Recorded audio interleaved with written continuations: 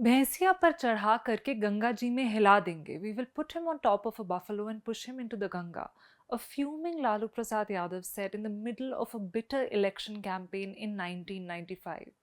The one-time chief minister who had shaken the old ways of Bihar politics in his unimaginably rustic ways in his 5 years in power was referring to the chief election commissioner of the time, T.N. Seshan. Much like today, exactly 30 years ago, one of the election's two primary players was the Election Commission.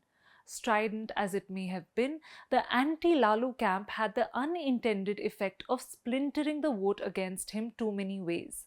But Seshan, who had by then been CEC for almost as long as Lalu had been CM, had a single-minded focus. He was already on an adulation high. The middle classes loved Seshan for his zero tolerance towards the dirt and grime of Indian democracy.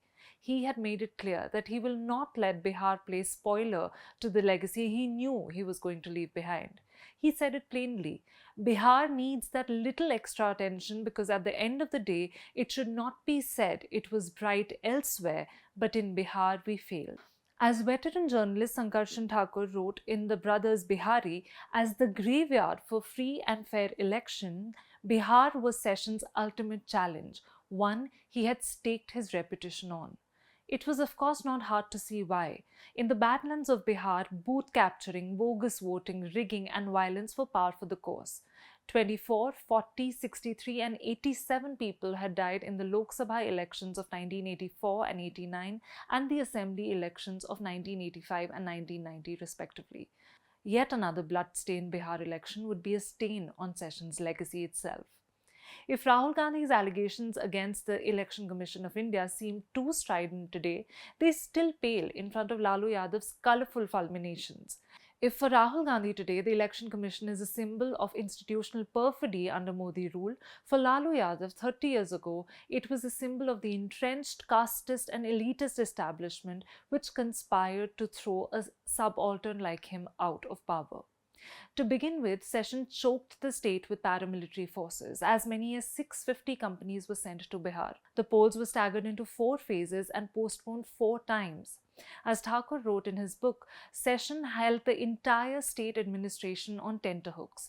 The slightest hint of violation of the Session Code and he would scrap the entire process.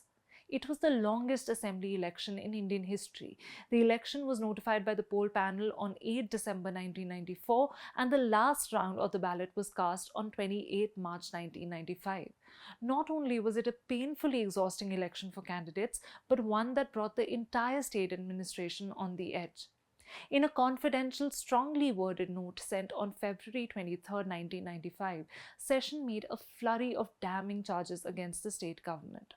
The state had not made a single conviction in the previous elections, even though as many as 8,719 persons were reported to have been involved in cases of electoral offences and 950 criminal cases relating to electoral offences were registered, he said. As on date, he wrote, 10,600 warrants and challans are lying unserved at different police stations in the state. The state had barely complied with the directions of the ECI to conduct 100% scrutiny of arms license holders. Moreover, the state had identified only 17,150 out of the total 82,692 polling booths in the state as sensitive, a figure that Session believed and said was unreliable. There was yet more. While the ECI had directed the state government to send a report of the law and order situation in the state in a prescribed format every day at 8 p.m., the reports the state government was actually sending were incomplete, incorrect, and irregular.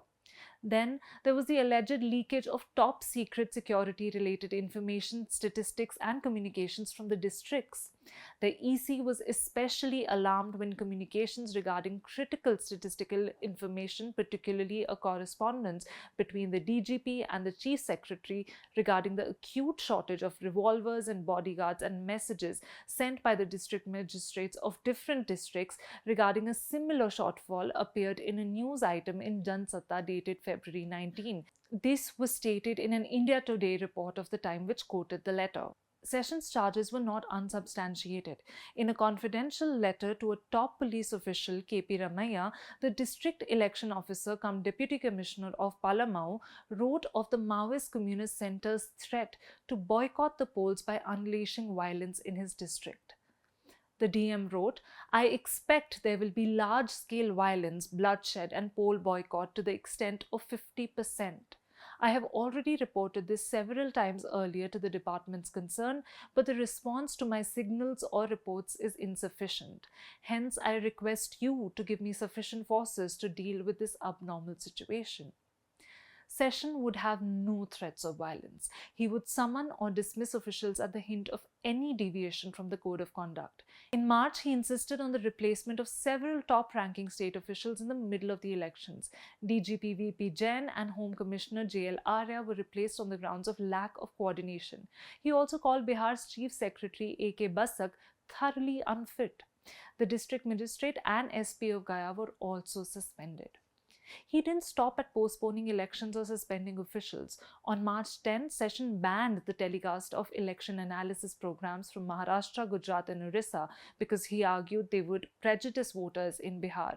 Session had called the Bihar election his toughest examination, and it was clear that he was going to go to any length to pass it. Lalu, imaginably, was furious. He was not worried about the opposition. It was Session who worried him.